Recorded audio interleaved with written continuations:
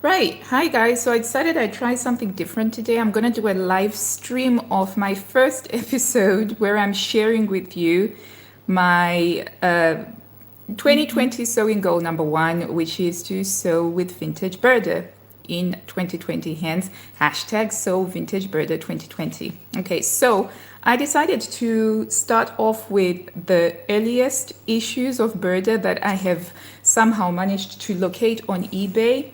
And I have two Burdas from the 1960s. Okay, so I've got July 1969 and I've got December 1969. And I was very lucky to win these on eBay. Very, very lucky because they were ending at a really unusual time. So right off the bat, I just wanted to show you that these magazines used to be so much bigger than the ones that we have now. So this is the most recent magazine that I have. And just look at that.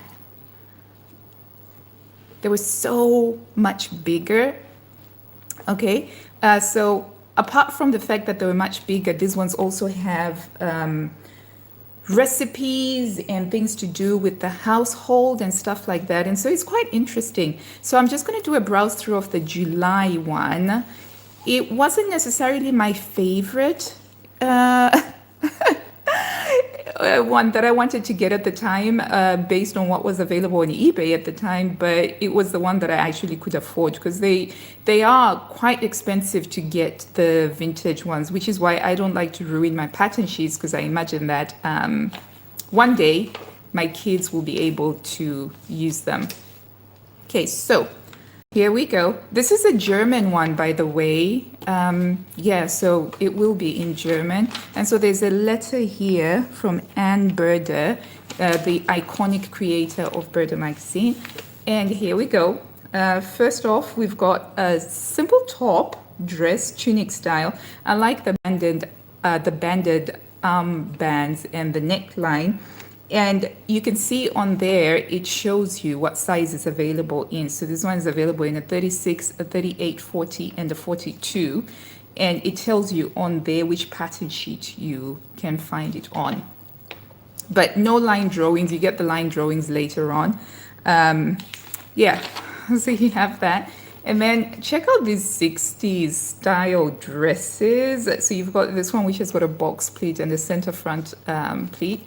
And look at those shoes. These shoes would still be stylish today. And then we've got an Empire line waist dress with a V-neck. I'm loving the fabric, loving the fabric. So one thing that really surprised me about these issues was that I was looking through it and I was actually thinking, my gosh, I could actually make this now and I would love this. But the earlier ones don't seem to have a very wide size range. So this one's only available in a 38 to 40. I guess they assumed that everybody would be able to grade down for themselves. And then you've got this really cute dress with a fitted bodice and an A-line flare with a pleat in the middle and a cute self-fabriced belt. We'll come to the pattern sheets later. Okay. And also, how adorable is this shirt dress? I would totally wear this shirt dress now. Look at that. It's got a center placket and it's got a drop waist and then it's got like a pointy collar. It's absolutely adorable. And it's available in sizes 38 to 40 and size 44. So I don't know if the sizing is similar. I'm a bird at 38. So I'm going to have to make a tall garment of whatever I choose from one of these 1969 issues. And then we've got like a really cute dress with like a faux wrap front there and spaghetti straps. I mean, guys, this is so, apart from the fact that it's in a 60s magazine, you wouldn't have thought that if you made this in a modern viscose type fabric, it would still seem like something modern. So I'm amazed at the fact that these styles are still very much wearable. You've got this lovely, it's a top and skirt, and it's very much a halter neck with a banded neckline. I made something very similar actually recently, and I can't wait to show it to you in another video. But you have it in this top, and then they've used the same fabric to make a blouse. The skirt is pleated. Again, fantastic. I would wear this, you know. I would wear this. I would also buy that fabric. Love the 60s fabric. And then you've got some ads. So this has actually got a lot of ads, a lot more than what you get in the modern magazines. And then you've got dindles. I hope I pronounced that correctly. And these ones are so adorable with a lot of embroidery in them, which is quite surprising because I'm not used to seeing, this is a July issue, and I'm not used to seeing dindles in a July issue of Burda. I'm used to seeing them in October, because that's when you have Oktoberfest in, I think it's the Bavarian part of Germany. But I love the piping detail on the princess seam. That is mad sewing skills, is that? Mad sewing skills. And then you've got this, which this looks like such a designer pattern. And this, like right now, you could walk down the catwalk with this and Vogue and Harper's Bazaar would still be like, oh my gosh, how amazing. So minimalist, so chic, amazing stuff. Like I said, I've been absolutely blown away by the quality of the designs and the styles. And then you've got here a very cute dress. It's in black and white, so it's quite hard to see, but it's a cute dress with a self-faced belt. So the belt is made using the fabric, and it's got like a high collar. And we've got a simple summery style dress with a scoop neckline and some flutter sleeves. Again, fantastic stuff. Once you look beyond the fact that it's from, 69. Yeah, a really long time ago. My mom was born in 61. Gosh, yeah. And then you've got this, which is super cute with the frilly trim and a Peter Pan collar. I do love a Peter Pan collar. And look at the cuff detail. So the cuff has also been given a frilly trim. Love it. And then you've got a dress here. Let me see if I can bring it up closer. You see the belt? It's just a simple dress with some darts to give it shaping. And then you've got another dress here with a simple addition of contrasting collars and contrasting cuffs to just make it look pretty. So I am just, yeah, so far I've seen at least 4 or 5 things that I would make just in this July 1969 issue. And, oops, sorry. I do apologize, the light is coming in and out. And then you've got like these lovely looking embellishments that have been added to dresses to give them like an extra vavavoom. And love the styling. Look at that. You make your hat in the print and you have a little neckerchief in the same print, and you've got your belt in the print, but then you wear it plain. So one thing that I also got from these is I got a lot of styling tips and a lot of ideas for how to wear my clothes. And high-waisted trousers are so in fashion now. Pages are sticking together. There's more stuff. Look at that collar. How elegant is that collar? Look at that collar as well. Absolutely elegant. And just the tailoring, the level of tailoring is so impressive. And then you've got this dress here. You can't see it because it's black and white, but it's got a center front seam there, and it's got some French darts, and then it's got a little bow, and there's a coat here with inseam pockets. Fabulous. And look at this dress. Let's see if I can show you. It's got these empire, it's like a curved empire line, and then you've got the buttons going. This is so Jackie Onassis Kennedy. So elegant. And even this one, absolutely elegant. Even though the pictures are black and white, you can appreciate the beauty of the design lines. And how adorable are these kids' clothes? Oh, love them. But this one, I love this one because it's a raglan sleeve. It's a saddle sleeve. And these are adorable. I might be, after I get to do my own, I might try sewing up some of these kids' clothes. And then we've got some boys' clothes as well. Boys are covered. We've got some dungarees with zips at the front. And then I think that this is the young adults section, sort of like your teens. And some beautiful 60s style, but this is still current. That's still current. Love how fashion goes round in circles. And then we've got some women's articles, and then we've got some articles about how to do your hair and how to color your hair at home. So beware that this is a German magazine from the 1960s. It's a European magazine, so they have a lot of I want to say nude, but very. Some of the ads, they will show nipples and they'll show bum cracks in the adverts. So it's, I gather that it's pretty normal for these magazines based on the magazines that I have browsed. And yeah, and you've got here a little article about, designing your nursery. So this was pretty much a full-on women's magazine, and it had a lot of stuff to it. So it wasn't just for sewing. The sewing part look, there's even gardening. And I love gardening. And I'm like, oh wow, put sewing and gardening together. It's awesome. You've got a chef giving you an idea, and you've got some Burda stickers for your preserves. How awesome is that? I have just been impressed. And then you've got some recipe cards that you could cut out and file away. And this is what you have, right? Showing you the styles of the patterns. And then you have your pattern sheets, which, oh my days, these are, yeah.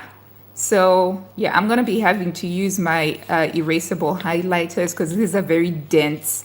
These are very, very dense pattern sheets. So to compare, I'm just going to show you. So this is the most recent issue of Burda that I have. And this is a pattern sheet from that. See, this is definitely easier because at least on this one, you can kind of get the broad idea that this is one pattern piece. This is one pattern piece. And there's different colors. There's red, blue, green, and black. But here it is just red and green, just red and green. And just look at all of that. And I'm going to have to navigate. And I have to admit that the first time I received the magazine, the 1969 magazine, and I saw this, I was just like, no freaking way. I am never going to be able to use this. But you know what? I've been encouraged so much by people who have been sewing with these magazines from decades ago, and they have been saying that they use them. So I'm kind of like, well, if they can do it, I can do it, or at least I can die trying. And so you get this insert, which has got your size table, and and you think, most people seem to think that Burda instructions are really bad, but look at what they used to be like. Look at that. That is that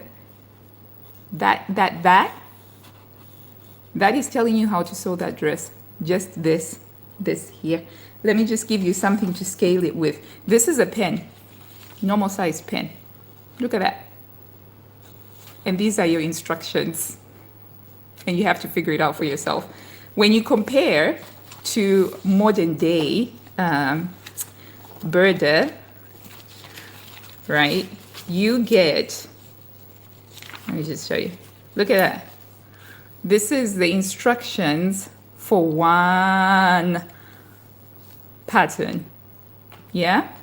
So, I think that Burda has done a lot to make things easier for people because, man, I have so much respect for people who started sewing with these when this is all you got. So anyway, on this pattern sheet, that is where you get to see, and the line drawings from back in the day weren't even like the line drawings that we're used to now. So this is the line drawing, which is more like a fashion design sketch. Although this is, to my untrained eye, it looks a little bit more to scale compared to other fashion illustrations that I've seen. But so that is effectively your line drawing right there, right? And then you've got your information where it tells you which pattern sheet. So it tells you that these are the styles that are available on pattern sheet A, which is quite interesting. So with modern day Burda, you have to look at the pattern and then it will tell you where to find it. But with this one, it just tells you pattern sheet A is where you've got this dress and you've got that dress and the bikini, and you have that dress and all of that. So all of these are what you will find on pattern sheet A, all of those. And then on pattern sheet B, you find all of these ones, which is pretty cool, I think. It's a nice way of, so if you wanted to organize your tracing and think, oh, okay, I want to do you'd be able to know to get them on the same pattern sheet. And so that's what you have. And then there's I haven't figured this out yet, but it looks like they give you some drafting lessons if you wanted to draft it yourself, which is pretty cool as well. I mean, it assumes a high level of sewing technique, of sewing skill, which is what you'd expect from things from the 1960s. But yeah, so these ones are going to be very, very interesting to deal with. I'm going to need to have a day in which I've got a lot of high activation energy, and I've just got a lot of love for sewing these. So in terms of what I would actually like to make, let's see if I can find it. Oh, I should have bookmarked this, shouldn't I? I should have bookmarked this. I really like this one, but it's available only in a size 46, so that's not going to happen for me. So yeah, so that's the other tricky thing is finding. I would love to make that actually, and that, but I have to decide. I think I'll probably go for something that has got fewer pattern pieces to make it easier for me and more likely to say, oh, I must have skipped this page. Look at that. It's like a wrap dress. So elegant. So elegant. Ooh. I might make that one. It's in a 3840. But yeah, so this is July 1969, which I might have mislabeled as June. Yeah, so it's got some really, really beautiful patterns. So I want to keep this short, so I'm just going to keep it at July 1969, and then we'll do December 1969 another day. But key points to note, so many more patterns than what you get in your modern day Burda. And definitely the patterns, they seem to be very challenging, like compared to what I'm used to with modern day Burda, they seem to be very challenging. But also, despite the fact that it's from 1969, you still have some really beautiful wearable patterns. I will be writing a blog post to accompany this, and I'll be sharing the pictures over there as well. If you want to check that out, that will go live in a couple of days as well. And in the meantime, thank you so much for watching. I hope that you've found this useful, entertaining, and certainly hopefully it's given you a bit of perspective that the modern day Burda that we have now is so much easier to use than this Burda. And that's my timer in the oven going off. I have to go check on what I'm baking for the kids. And until I see you next time, guys, happy sewing. Remember to use the tag hashtag Sew Vintage Burda 2020 if you're going to be sewing along using your vintage Burdas as well, so that we can find each other online. That would be awesome. I would love to be inspired by your makes as well. So use the hashtag, or let me know in the comments down below if you're actually sewing with any of your vintage Burda magazines. Until I see you next time, bye.